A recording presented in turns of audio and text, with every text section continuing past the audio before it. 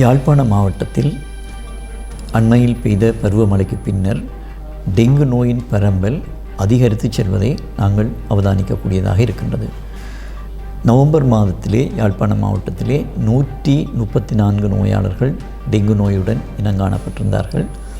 December மாதத்திலே இன்று வரை 165 நோயாளர்கள் இனங்காணப்பட்டிருக்கின்றார்கள்.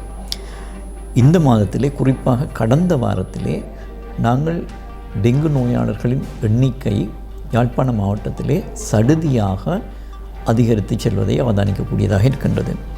கடந்த டிசம்பர் மாதம் 24ஆம் தேதி 13 நோயாளர்களும், டிசம்பர் மாதம் 25ஆம் தேதி 18 நோயாளர்களும், டிசம்பர் 26ஆம் தேதி 11 நோயாளர்களும் இனங்காணப்பட்டிருக்கின்றார்கள்.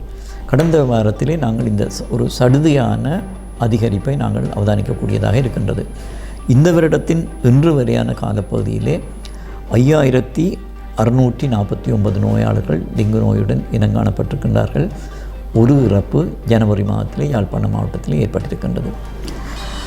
இந்த தற்போது அதிகரித்து செல்லும் இந்த போக்கிலே தொடர்ந்து அதிகரித்து செல்லுமாக இருந்தால் யாழ்ப்பாண மாவட்டத்திலே மிகப்பெரிய ஒரு தீவிரமான டெங்கு பரம்பல் ஏற்படலாம். அதன் மூலம் இறப்புகளும் ஏற்படக்கூடிய வாய்ப்புகள் இருக்கிறது. எனவே தான் நாங்கள் இதனை உடனடியாக கட்டுப்பாட்டுகள் கொண்டு வருவதற்காக டெங்கு தடுப்பு நடவடிக்கைகளை முழுவீச்சில் முன்னெடுக்க இருக்கின்றோம். அந்த அடிப்படையில் முதல் கட்டமாக பொதுமக்கள் மத்தியில் இது சம்பந்தமான ஒரு விழிப்புணர்வை ஏற்படுத்துவோமாக யாழ் மாவட்டத்தில் இருக்கின்ற அனைத்து சுகாதார வைத்திய அதிகாரி பிரிவுகளிலும் உள்ளூராட்சி மன்றங்களின் உதவியோடு பொதுமக்களுக்கான விழிப்புணர்வு ஒலிபெருக்கி மூலம் தற்போது இடம்பெற்று வருகின்றது.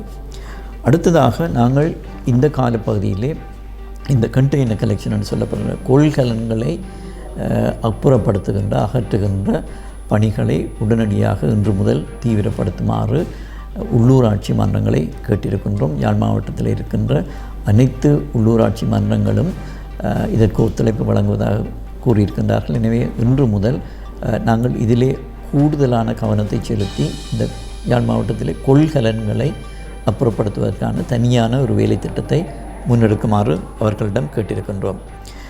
இதற்கு மேலதிகமாக நாங்கள் இப்போது நாங்கள் இந்த பூச்சியல் ஆய்வும் மேற்கொண்டு வருகின்றோம்.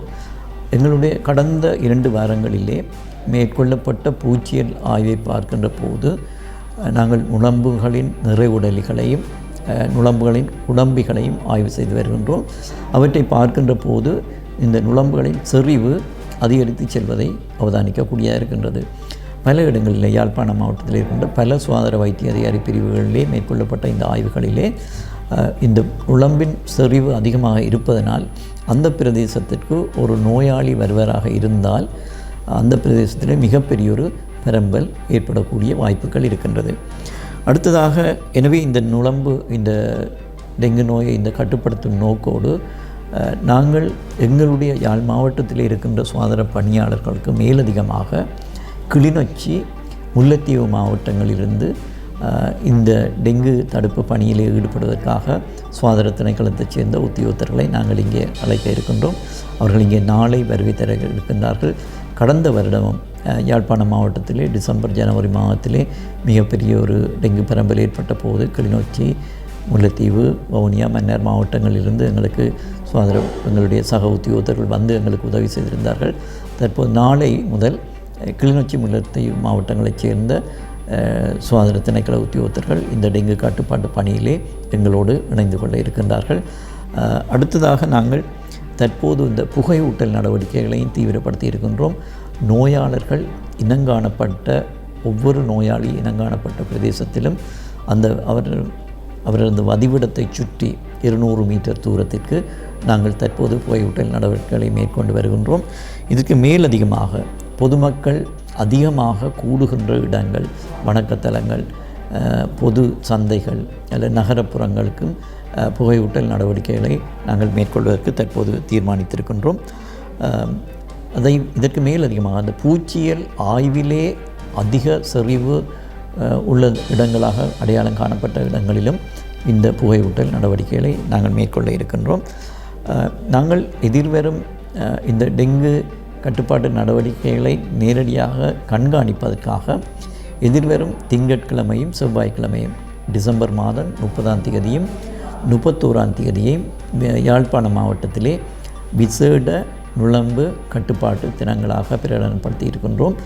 அந்த அடிப்படையிலே அன்று ஒவ்வொரு வீடாக சென்று எங்களுடைய குழுக்கள் வீடாக சென்று ஒவ்வொரு வீடுகளையும் சுற்றி பார்த்து அங்கே நுழம்பு பெருகும் இடங்களை அடையாளம் காணும் பணியிலே ஈடுபட இருக்கின்றார்கள். இதிலே சுகாதார திணைக்கள உத்தியோகத்தர்கள், பிரதேச செயலக உத்தியோகத்தர்கள், உள்ளூராட்சி மன்ற உத்தியோகத்தர்கள், முப்படையினர், போலீஸார் இதிலே இணைந்து கொள்ள இருக்கின்றார்கள். எதிர்வரும் திங்கட்கிழமையும் செவ்வாய்க்கிழமையும் நாங்கள் இந்த பணியிலே ஈடுபட இருக்கின்றோம். எனவே அதற்கு முன்னராக எதிர்வரும் நாளை மறுதினம் 2 விடுமுறை தினங்களிலே, வார இறுதி விடுமுறை நாட்களிலே பொதுமக்கள் தயவு செய்து உங்களுடைய வீடுகளை, உங்களுடைய வதிவிடங்களை தயவு செய்து உங்கள் வீடுகளையும் சுற்றாடலையும் துப்புரவு செய்து நுழம்பு பெருகும் இடங்களை அழித்து எங்களுக்கு ஒத்துழைப்பு வழங்குமாறு நாங்கள் கேட்டுக்கொள்கிறோம். சடுதியாக தற்போது அதிகத்துக்கான காரணம் அண்மையில் உங்களுக்கு தெரியும், ஒரு மிகப்பெரிய ஒரு வெள்ளப்பெருக்கு அண்மையில் ஏற்பட்டிருந்தது. அதற்கு பின்னர் நீங்கள் பார்த்தால் பல இடங்களிலே தண்ணீர் தேங்கி நிற்கின்றது. கொள்கலன்களாக இருக்கலாம் அல்லது பல்வேறு இடங்களிலும் தண்ணீர் தேங்கி நிற்கின்றது. அந்த இடங்களிலே நுழம்புகள் முட்டையிட்டு கிட்டத்தட்ட நான் நினைக்கிறேன் 2-3 வாரங்கள் இப்போது கழிந்த பின்னர் நுழம்புகளின் செறிவு மிக அதிகமாக காணப்படுகிறது. அதன் மூலமாகவே இந்த பரம்பல் கூடுதலாக தற்போது இடம்பெற்று வருகின்றது.